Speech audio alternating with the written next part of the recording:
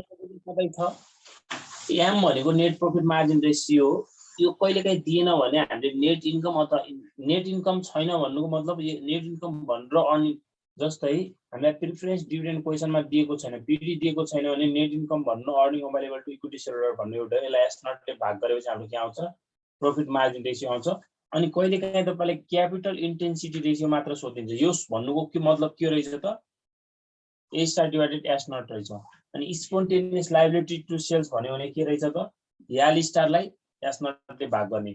समग्रमा हेर्नुस् त एल स्टार भनेको स्पोन्टेनियस लायबिलिटीज हो। स्पोन्टेनियस लायबिलिटीज भनेको त्यस्तो लायबिलिटीज हो जसमा चाहिँ एउटा एक्युरल्स पर्छ, अकाउन्ट्स पेबल, बिल्स पेबलहरु र आउटस्ट्यान्डिङ एक्सपेन्सेसहरु।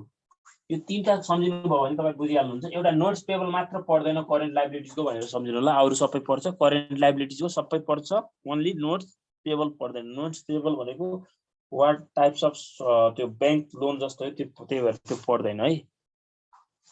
ल एउटा क्वेशन गर्नु भने क्लियर हुन्छ। TU 2077 मा आएर हेर्नुस् त। TU 2077 TU 2077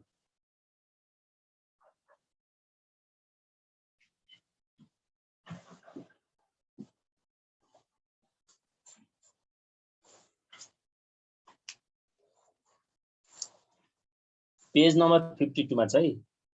The most recent financial statement for Ramailo Tours Company are shown below भनेको छ।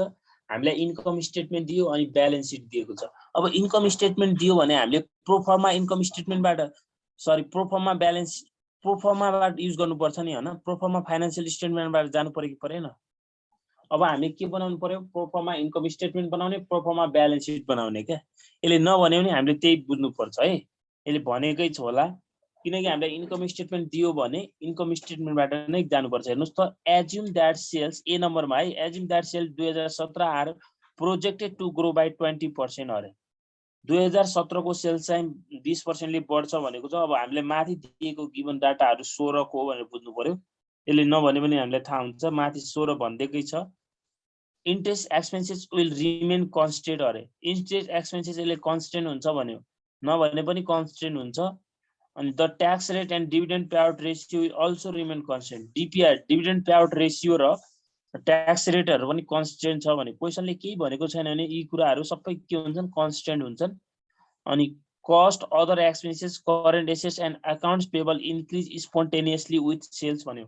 सेल्स जतिले बढ्छ त्यो अनुसार चाहिँ अरु अपरेटिङ एक्सपेन्सेसहरु करेन्ट एसेट्स र अकाउन्ट्स पेबलहरु यिनीहरु सबै बढ्छन् भन्यो। भन्नुको मतलब सेल्स 20% ले इन्क्रिज भएको छ भने अदर अपरेटिङ कस्टहरु र अकाउन्ट्स स्पोन्टेनियस लायबिलिटीज र एसेट्सहरु के हुने भयो त सेम रेटले नै बढ्ने भयो। भन्नुको मतलब कति रेट 20% नै बढ्ने भयो है त। अनि के भन्छ हेर्नुस् त if the firm operating at full capacity अरे क्वेशनले केही भनेको छैन। क्वेशन साइलेन्ट छ भने पनि हामीले फुल क्यापासिटी मान्नु पर्छ। अहिले क्वेशन फुल क्यापासिटी नै भनिदिएको छ। With external financing what external financing is needed to support the 20% growth rate in sales। Sales मा 20% ले बनाउनको लागि एक्सटर्नल फाइनान्सिङ कति निड हुन्छ भन्यो। एक्सटर्नल फाइनान्सिङ निड भनेको हामीले एडिशनल फन्ड निडेड भनेर पढ्या हो नि भर्खरै हैन हो।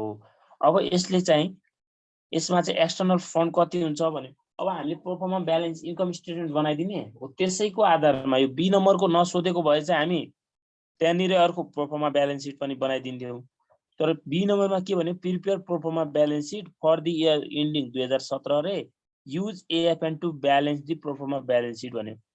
अब हामीले अगाडि चाहिँ तपाईले प्रोफर्माबाट निकालेको एएफएन लाई चाहिँ तल गएर ब्यालेन्स सिटको ब्यालेन्स फिगरसँग कम्प्यारिजन गर्नु मिल्छ कि मिल्दैन भन्यो। त्यो कम्प्यारिजन गर्नु पर्यो हामीले। ल अब तपाईले इन्कम स्टेटमेन्ट सुई जस्ताको तस्तै सार्दा पनि केही समस्या हुँदैन के। कसरी सार्ने भन्ने कुरा TU 2077 क्वेशन नम्बर कति हो 15 रिक्वायर्ड ए भन्ने प्रिपेयर प्रोफर्मा इन्कम स्टेटमेन्ट of कसको रहेछ कम्पनीको नाम रमाइलो टुर कम्पनी रमाइलो टुर्स कम्पनी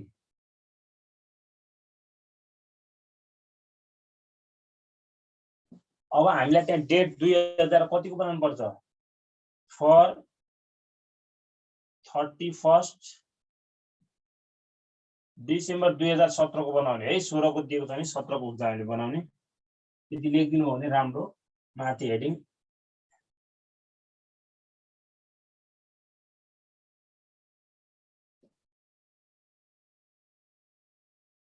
पर्टिकुलर्स रुपीज लेखिदिनुस्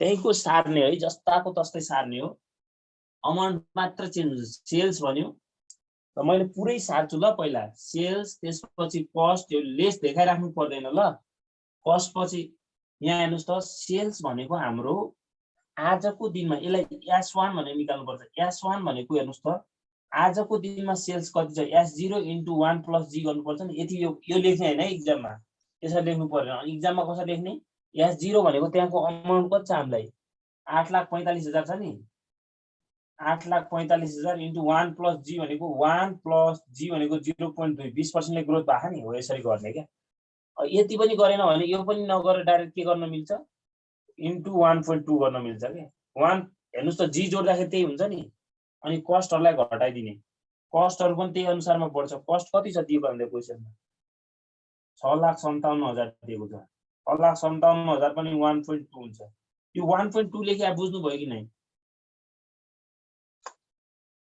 1.2 लेख्या बुझ्नु भयो हजुर सर ल त्यसपछि अदर एक्सपेन्सेसहरु पनि दिएको रहेछ अदर एक्सपेन्सेस कति दिएको छ 17,500 यो 17,500 लाई पनि 1.2 ले मल्टिप्लाई गरेर घटाइदिनु पर्यो यो घटाइसकेपछि हाम्रो के आउँछ त अपरेटिङ प्रॉफिट आउँछ है अपरेटिङ प्रॉफिट आउँछ अपरेटिङ प्रॉफिट भन्नु र EBIT भन्नु एउटै कुरा हो यसलाई लेस गर्नु पर्यो हामीले इन्ट्रेस्टहरु घटाउनु पर्यो इन्ट्रेस्ट चेन्ज हुँदैन भनेको छ इन्ट्रेस्ट कति छ त्यही राख्नु पर्यो इन्ट्रेस्ट पेड 12,500 रहेछ 12,500 यो घटाउनु पर्ने कुरा है यहाँ लेस भनेर लेख्नु झुकिनु हुन्छ भने चाहिँ लेस लेख्नु होला यहाँ अमाउन्ट राख्नु होला यो घटाइसकेपछि हाम्रो आउँछ अर्निङ बिफोर ट्याक्स आउँछ अर्निङ बिफोर ट्याक्स यसलाई भन्छ EBT योबाट लेस गर्नु पर्यो ट्याक्स जति यो अमाउन्ट छ यसको 35% गर्ने अनि अब यसमा प्रिफरेन्स डिभिडेन्ड छैन भन्नुको मतलब यो नै के हो त नेट इन्कम हो अथवा यसलाई नेट इन्कम यसलाई यहाँ NI भनेर लेख्न मिल्यो है अनि यहाँबाट हामीले के गर्नु पर्यो त यो भनेको नै अब earning available to equity shareholder हो कि हैन earning available to equity shareholder हो के यही भनेको अब यहाँबाट हामीले लेस डिभिडेन्ड गर्नुपर्छ डिभिडेन्ड निकाल्नु पर्यो डिभिडेन्ड त्यहाँको राख्न मिल्दैन यो घटाइसकेपछि हाम्रो के आउँछ त एडिसन टु रिटेन अर्निङ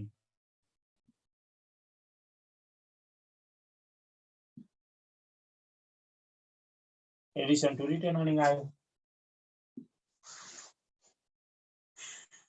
ल अमाउन्ट राख्ने त हो नि अब क्याल्कुलेटर थिच्ने अमाउन्ट राख्ने क्या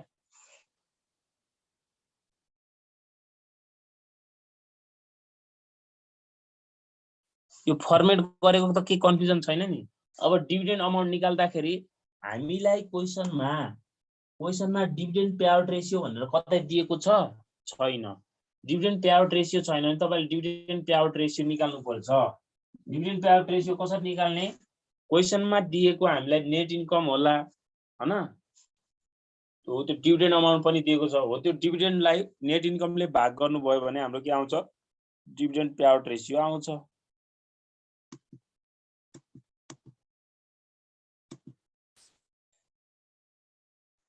ल 8,45,000 लाई गर्नुस् त 10,14,000 आउँछ है।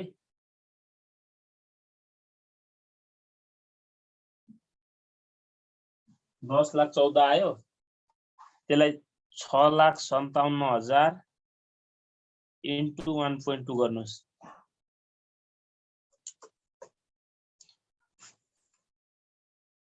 $7,88,400 अगाडि माइनस लेस लेखे हैन, त्यो ब्र्याकेटमा यता माइनस लेखिदिने।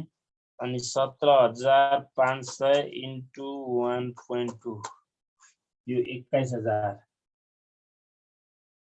यो पनि माइनसमा राख्दिनु। 10,14,000 माइनस 7,88,400 माइनस 21,000 2,04,600 यो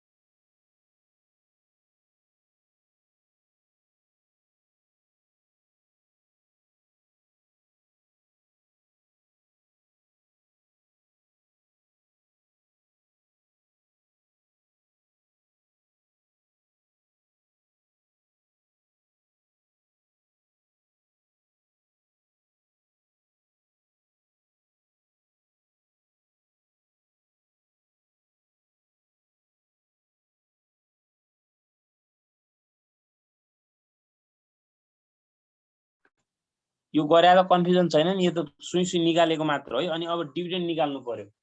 डिभिडेन्ड निकाल्दाखेरि भएछ त ठाउँ नै राखेन। अब डिभिडेन्ड निकाल्दाखेरि डिआइभिआइडी अनि डिभिडेन्ड निकाल्दाखेरि सुरुमा है हामीले अब डिभिडेन्ड वर्किङ नोट हो यो। पहिला सुरु डिभिडेन्ड पे आउट रेशियो निकाले। डिपिआर निकाल्दाखेरि हेर्नुस् त क्वेशनमा दिएको डिभिडेन्डलाई डिभिडेन्ड इन 2016 लाई नेट इन्कमले भाग गरिदिने। हेर्नुस् त क्वेशनमा डिभिडेन्ड कति दिएको छ हामीलाई 30,810 हो। 30,810 लाई नेट इन्कमले भाग गर्ने, त्यहाँ नेट इन्कम कति दिएको छ 1,02,700 कति हुन्छ यो 30,810 1,02,700 30% भयो। 30 भनेको 0.30 आयो भनेको 30% हो। अब डिभिडेन्ड पे आउट रेशियो 30% आयो भने यसले बाँड्ने कसरी हो त डिपिआर इन्टु नेट इन्कम हो। हेर्नुस् त डिपिआर कति आयो त 0.30 आयो। नेट इन्कम कति छ त यहाँ भर्खर निकालेको 1,24,865 छ। अब यसलाई multiply गरिदिनुस् 1,24,865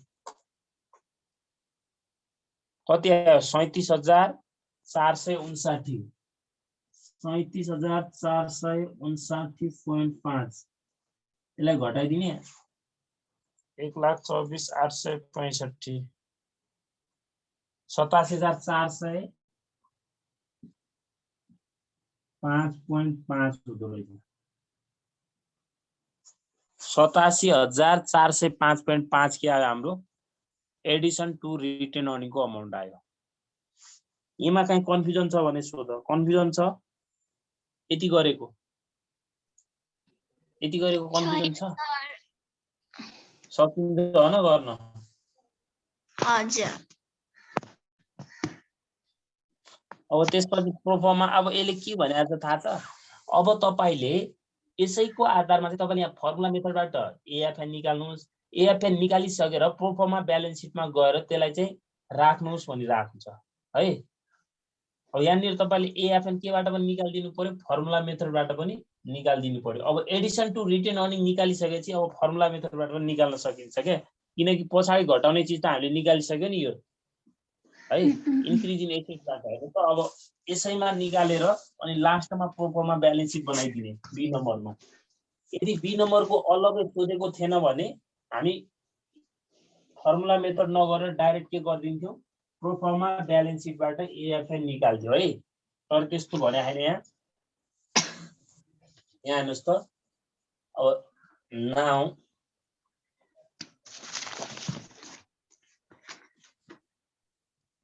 now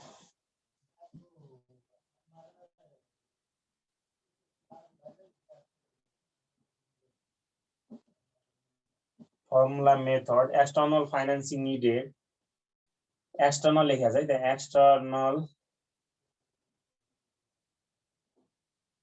financing needed for requirement यो भन्नु नै के हो त ए या फियान हो यसलाई हामीले निकाल्छौं AS3 डिवाइडेड S0 यति भनेको क्यापिटल इन्टेन्सिटी रेशियो पनि हो अनि minus L star divided S0 एउटैमा ल्याउँदा पनि हुन्थ्यो है यसलाई केही फरक हुँदैन चेन्ज इन ग्यास एउटा भइहाल्यो अब पछाडि घटाउने m into RR into S1 छ नि यो भनेको एडिसन टु रिटेन अर्निङ हो कि हैन यो एडिसन टु रिटेन अर्निङ हामीले कहाँ निकालिसक्यो यहाँ निकालिसक्या छौ यो पछाडीको कुरै भने के एडिसन टु रिटेन अर्निङ हैन अघि घटाएको हामीले लास्टमा हो अब त्यो अमाउन्ट घटाउनु पर्यो यहाँबाट भन्नुको मतलब यो यतिको पार्ट भनेको एडिसन टु रिटेन अर्निङ हो भनेको है यति पार्ट भनेको त्यो के हो एडिसन टु रिटेन अर्निङको पार्ट हो भनेको है अब ब्यालेन्स शीटमा गएर हेर्नुस् त फुल क्यापासिटी भनेको छ अनि टोटल एसेट्स कति छ हाम्रो टोटल एसेट्स छ हाम्रो 5,14,000 छ अनि S0 भनेको क्वेशनमा गएर सेल्स कति छ सेल्स हेर्नु पर्यो सेल्स हेर्नु त माथि 8,45,000 छ अनि एल स्टार भनेको स्पोन्टेनियस लायबिलिटीज कतिवटा छ अहिले क्वेशनमा ब्यालेन्स शीटको लायबिलिटी साइडमा गएर हेर्ने करेन्ट लायबिलिटीजमा एउटा अकाउन्ट्स पेबल छ नोट्स पेबल छ दुईवटा मात्र छ दुईटामा अकाउन्ट्स नोट्स पेबल परेन अकाउन्ट्स पेबल मात्र पर्यो 62,000 छ त्यही 62,000 माइन डिवाइडेड त्यही 8,45,000 गर्नु पर्यो है अनि ब्र्याकेटको ब्र्याकेट दिने चेन्ज इन सेल्स भनेको के हो त यसलाई S0 इन्टु G गर्दा पनि हुन्छ हैन म S1 माइनस के गर्छु S1 माइनस S0 गर्दा पनि भयो किनकि हामीले यो दुईटै छ क्वेशनमा अहिले है अनि पछाडीको भाग त अहिले निकालिसक्यो हामीले 87,405.50 त्यो निकालिसक्यो नि यो अमाउन्ट हो एडिसन टु रिटेन अर्निङको अब यसलाई भाग गर्ने निकाल्ने कति हुन्छ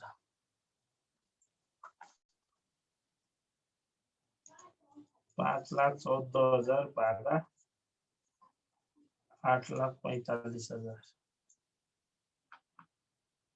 अनि माइनस 62,000 डिवाइडेड अगर सजिलोको लागि यसरी गर्दा पनि हुन्छ है यसलाई माथिको 5,14,000 अघि एउटैमा गर्दिने कि यसलाई 62,000 अनि मुनि चाहिँ 8,45,000 यस्तो गर्नु भयो भने सजिलो हुन्छ झन् एकैचोटी त्यही फर्मुला युज गर्नु भयो भने झन् सजिलो भयो क्या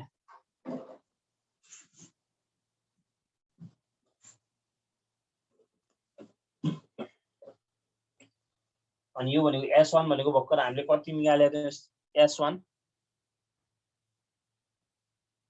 10,14,000 हैन 10,14,000 माइनस 8,45 अनि पछाडीको यो घटाइदिने 87,400 5.50 घटाइदिने यति पार्ट कति आउँछ निकाल्नु पर्यो पहिला 5,14,000 माइनस 62,000 डिवाइडेड 8,45,000 गर्नुस् अनि इन्टु गरिदिनुस् एकैचोटी 10,14,000 माइनस 8,45,000 त्यो चेन्ज इन सेल्स निकालेको कन्फ्युजन त छैन नि 90,400 हुँदो रहेछ यतिसम्म गरिदिएँ है मैले एकैचोटी यहाँसम्म 90,400 490,400 मात्र हो।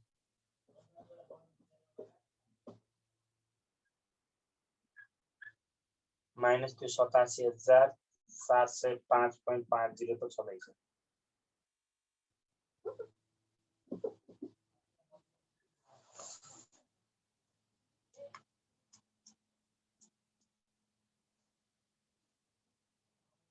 $29,94.50 आयो। अब यसलाई प्रोफर्मा ब्यालेन्स सिटमा गएर देखाउने। डेल्टा यास भनेको कन्फ्युजन छ। डेल्टा यास भनेको के हो अरे? डेल्टा यास भनेको यो भनेको चेन्ज इन सेल्स हो। यास 1 माइनस यास 0 गरेको, अनि यो भनेको स्पोन्टेनियस लायबिलिटी। स्पोन्टेनियस लायबिलिटी साइडमा गएर हेर्ने एक्युरल्सहरु हैन, एकाउन्ट्स पेएबल, बिल्स पेएबलहरु, क्रेडिटर्सहरु हो। तर अहिले यो क्वेशनमा एकाउन्ट्स पेएबल मात्र रहेछ। एकाउन्ट पेएबल छ, त्यही भएर त्यो 62,000 त्यसको ठाउँमा राखेको है। त्यो 62,000 राख्या। अनि यास 1 माइनस यास 0 गरे यही डाइरेक्ट लेख्दा पनि हुन्थ्यो, यसैको ठाउँमा यो गर्दा पनि हुन्थ्यो। अनि यो भनेको हामीले एडिसन टु रिटेन अर्निङ निकालिसक्या हुनाले हैन, यो पार्टलाई निकाल्न मिल्दैन कि, किनकि यसमा के भएको थियो, प्रॉफिटमा चेन्ज भएको छ, नेट प्रॉफिट मार्जिनमा चेन्ज अथवा ग्रस के भएको छ यहाँ। यो क्वेशनमा यो डाइरेक्ट यो निकाल्न मिल्दैन कि। यो निकाल्न मिल्ने भए त हामीले सिधै फर्मुला युज गर्थ्यौं। त्यही भएर प्रोफर्मा इन्कम स्टेटमेन्टबाट हामीले के निकाल्यौं, एडिसन टु रिटेन अर्निङ निकाल्यौं। यो निस्किसकेपछि के आउँछ त हाम्रो प्रॉफिटमा चेन्ज भएको छ नि त, न्यू प्रॉफिट फरक आएको हुनाले त्यो गरेको है। अब त केही छैन, प्रोफर्मा ब्यालेन्स सिट बनाउने हो, सुई सार्ने मात्र हो। त्यो कपी गर्ने हो, जुन जुन आइटम चेन्ज हुन्छ त्यसलाई चाहिँ 1.2 गरिदिनु पर्यो, किनकि 20% ले बढ्छ भने हैन त अघि हामीले हो कि हैन। अब त्यसमा ओल्ड ल अब बनाउनुस् त खै, त्यो बनाउनुस्। यो अमाउन्ट चाहिन्छ है 2994। अब हामीले यसलाई ब्यालेन्स सिट फिगरमा राख्न पाउँदैनौं क्या, यो अमाउन्ट र उताको मिल्नु पर्छ, मिलेन भने रङ भयो।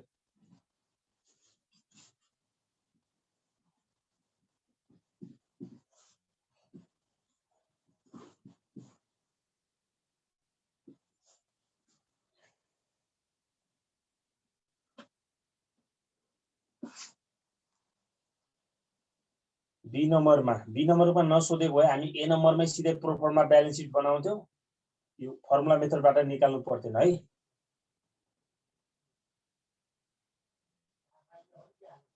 प्रोफर्मा balance sheet as on 31 December 2007।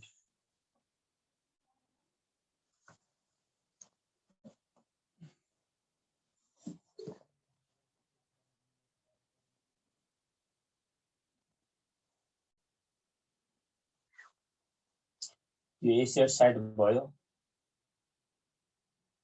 यो rupees, liabilities and equity,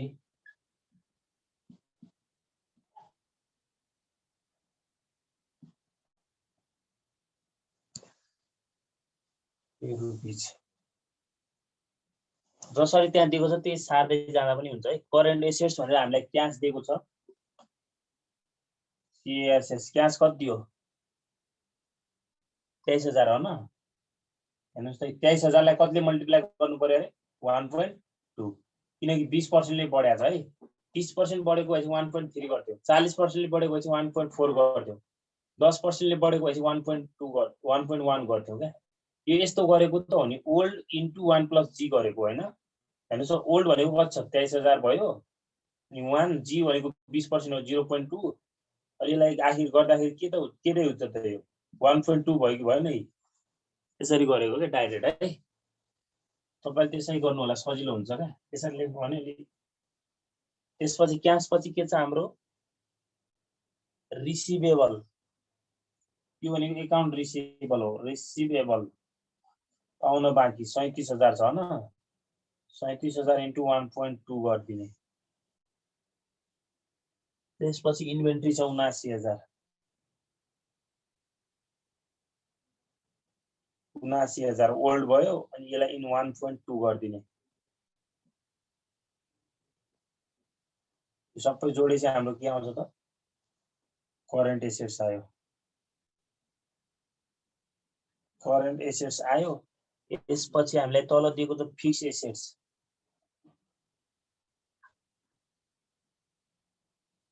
fix एसेट्समा के दियो हेर्नुस् त न्यू प्लान्ट एन्ड इक्विपमेन्ट भनेको छ। प्लान्ट एन्ड इक्विपमेन्ट यो पनि ओल्ड इन्टु के गर्ने ओल्ड भनेको छ त्यहाँ 3,75,000 छ त्यो इन्टु 1.2 गरिदिने राख्नु। यो सबै जोडिसकेपछि हाम्रो टोटल आउँछ है।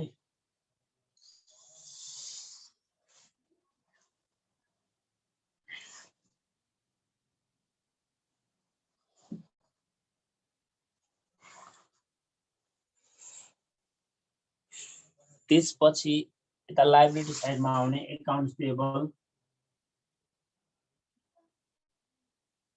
एकाउन्ट पेएबल पनि हाम्रो ओल्ड इन्टु ओल्ड भनेको 62,000 छ इन्टु 1.2 गर्ने यो राख्ने 62,000 इन्टु 1.2। त्यसपछि नोट्स पेएबल चेन्ज हुँदैन जस्ताको तस्तै राख्ने। Notes payable no change. Notes payable no change कति छ 15,000 जति छ त्यति राख्ने है चेन्ज हुँदैन 15,000।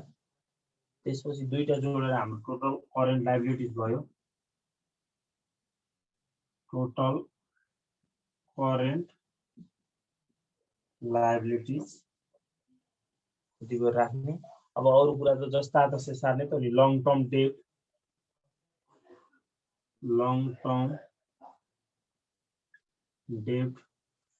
टर्म डेट चेन्ज हुँदैन 1,44,000।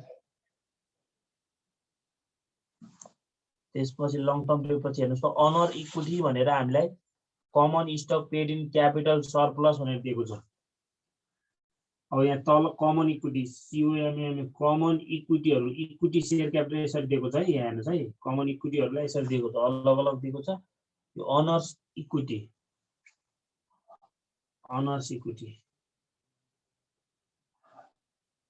भनेर हामीले कमन स्टक दियो एन्ड पेड इन सरप्लस एउटैमा भनेको छ है। पेड इन सरप्लस अलग अलग भन्ने अलग अलग राख्थ्यौ। यो चेन्ज हुँदैन जस्ताको जस्तै 1 लाख हुने भयो। अनि रिटेन अर्निङ भनेर दिएको छ तल।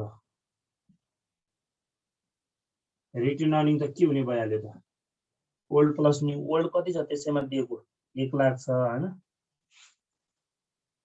सरी 193 पो रहेछ त 1,93,000 छ। अनि हामीले एडिसन कति निकालेको थियौं अघि 87,405 रुपैयाँ 50 पैसा। यो दुईटा जोड्छौं। अनि यहाँ एउटा एएफएन भन्ने पनि यही आउँछ। एडिसनल फन्ड निडेड भने हाम्रो एक्सटर्नल फाइनान्सिङबाट कति ल्यायो त अघि त्यहाँ ननिकाले भएपछि हामी यहाँ ब्यालेन्सिङ फिगर भन्थ्यौं। अब यहाँ चाहिँ ब्यालेन्सिङ फिगर भन्न मिलेन के 2994.50 यो गरेर हाम्रो टोटल एसेट्स टोटल लायबिलिटीज के हुनु पर्यो इक्वल हुनु पर्यो। यो चाहिँ टोटल एसेट्स हो। यहाँ चाहिँ total liabilities and equity total liabilities and equity. अब अमाउन्ट सुई राख्दै गर्नुस् न अब है सकिन्छ। अब सकिन्छ सर। बुझ्नु भयो कि भएन। यहाँ हेर्नुस् है रिटेन अर्निङ अहिले त्यहाँनिर एउटा तल हामीले टोटल अनर्स इक्विटी भनेको नि त्यो टोटल अनर्स इक्विटी भनेको कमन त्यो अनर्स इक्विटीमा हेर्नुस् त common equity paid in capital र रिटेन अर्निङ दुईटा जोडेर आएको है। फेरि तपाईले तल त्यो टोटल अनर्स इक्विटी पनि राख्दिनु होला। त्यो राख्नु भने बर्बाद भइहाल्यो। 65,000 इन्टु 1.2 गर्नुस् त पुरा निकाल्नुस् है मिल्छ मिल्नु पर्छ दुईटैतिर इक्वल हुनु पर्यो। 74,000 त्यसमा प्लस 15,000 रुपैयाँ 89,400 हुँदो रहेछ 89,400। अब त्यो सबैलाई जोड्दिने 1 लाख प्लस यो भयो 2994.5 2994 कि 2995 आथ्यो 2994.5 हो हैन 3,36,394 3,36,394.5 राउन्ड अप गरेर 0 राखे होला त्यो यहाँ पनि कति आउनु पर्यो 3,36,394.50 आउनु पर्यो के दुईटैतिर इक्वल आउनु परेन अब यो 23,000 इन्टु 1.2 गर्नुस् 27,600 37,000 इन्टु 1.2 गर्नुस् 44,400 79,000 इन्टु 1.2 गर्नुस् 94,800 त्यो सबैलाई जोड्दिनु 44,400 प्लस 27,600 1,66,800 अनि फिक्स एसेट्समा 3,75,000 इन्टु कति गर्नु पर्यो 1.2 गर्नु पर्यो 4,50,000 4,50,000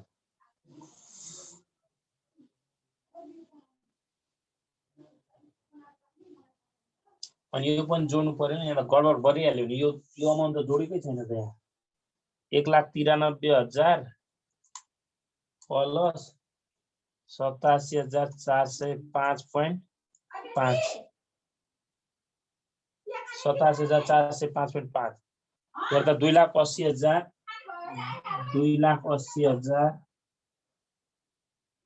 405.5 है यसमा त्यो पनि जोड्नु पर्यो गलत गरिएछ यहाँ जोड्ने मिस्टेक गरिएछ है बोल्या तपाईले जोड्दाखेरि भन्नु परेन 3,36,394.5